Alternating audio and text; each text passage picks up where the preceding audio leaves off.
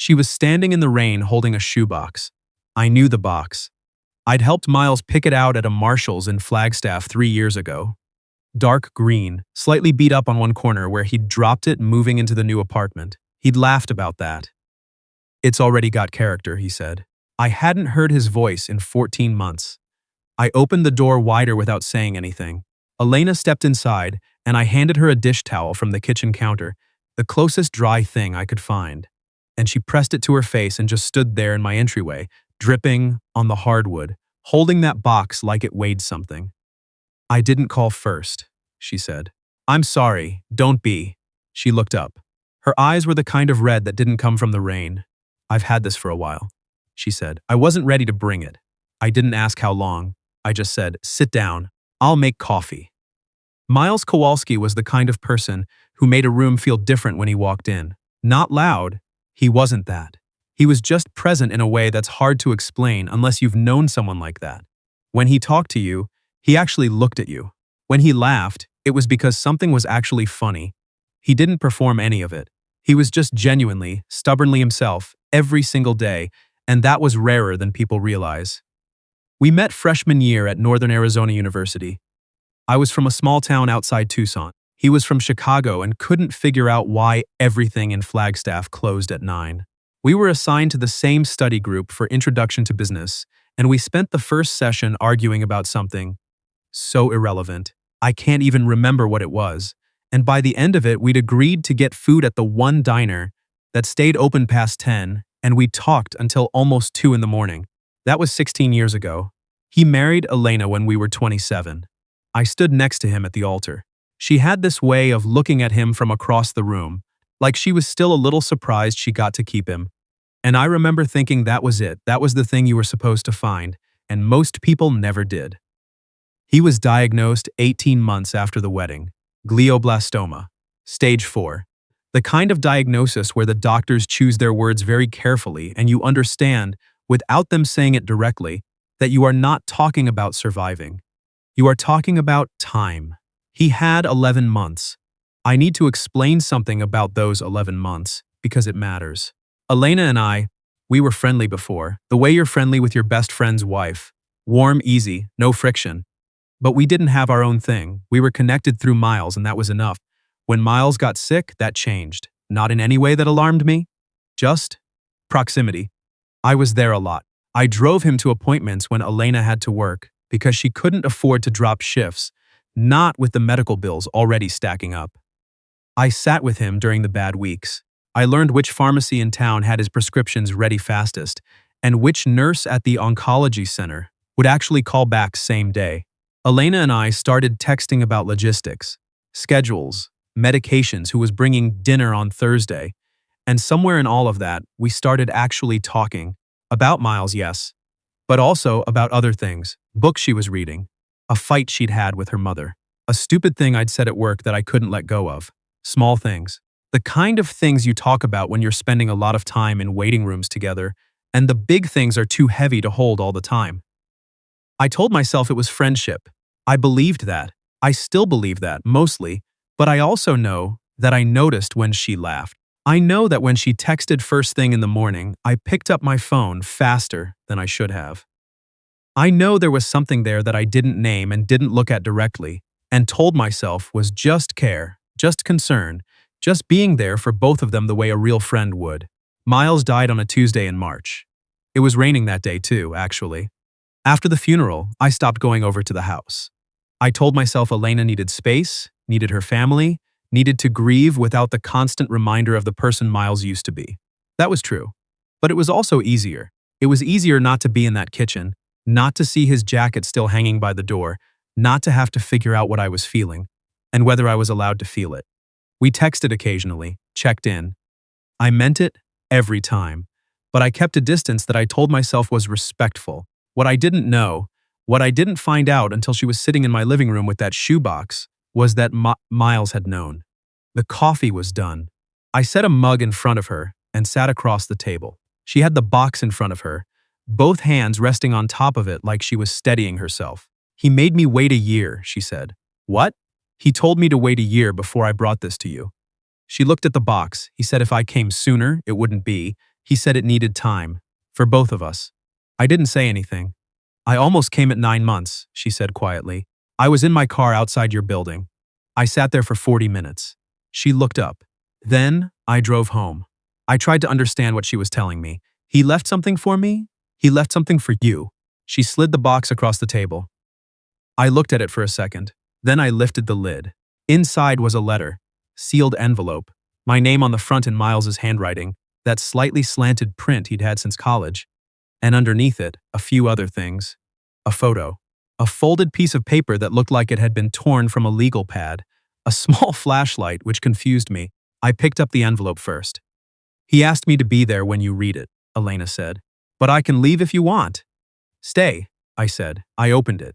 Hey man, if you're reading this, it means Elena actually waited a full year, which means she's stronger than either of us gave her credit for. Tell her I said that. I want to start by saying something clearly. I'm not writing this because I felt like I had to. No one made me do this.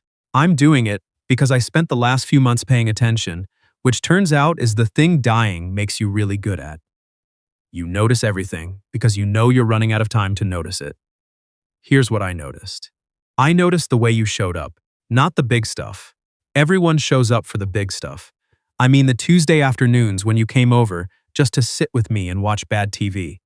I mean the time you drove 40 minutes each way to pick up that specific kind of soup from that place, because Elena mentioned once that it was my favorite.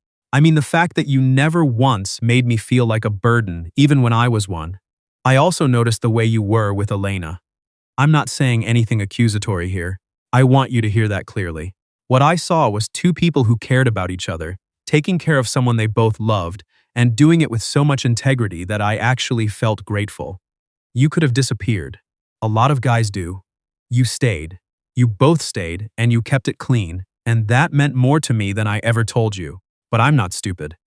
And I know you well enough to know that you notice things too, and that you've been carrying something you probably haven't let yourself look at.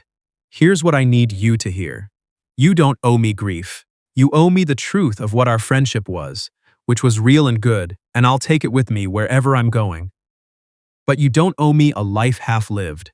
You don't owe me the version of you that keeps everything at a careful distance because you're afraid of what it means.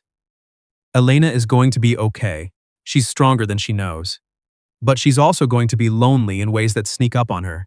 And she's going to need people around her who see her as a full person and not just as my widow. I'm not telling you what to do. I'm really not. You're both adults, and whatever happens or doesn't happen is entirely yours to figure out.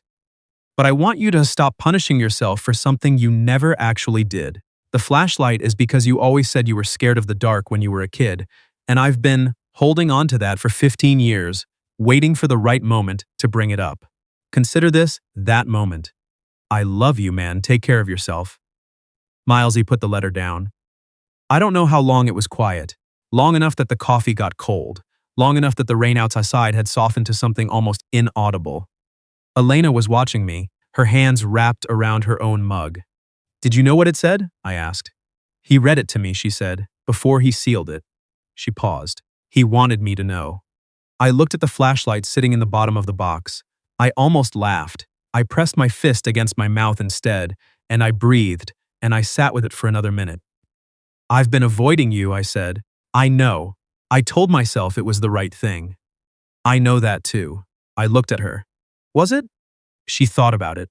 That was something I'd always noticed about Elena. She actually thought before she answered. She didn't just say the comfortable thing. I think, she said slowly, that you were protecting something, and I think that was kind, but I also think. She stopped. Started again. I stopped wearing my ring 3 months ago. I was terrified to, and then I did it, and the world didn't end.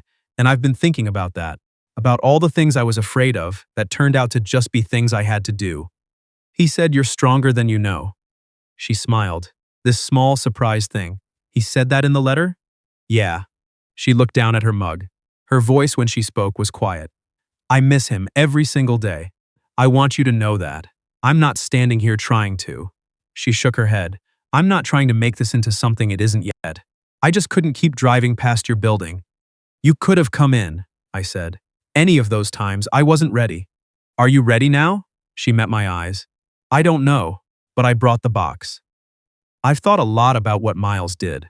Whether it was the right call, whether anyone, even someone who loved you, even someone who saw you clearly, gets to do that, to leave instructions about the shape your grief should take and who you should let in.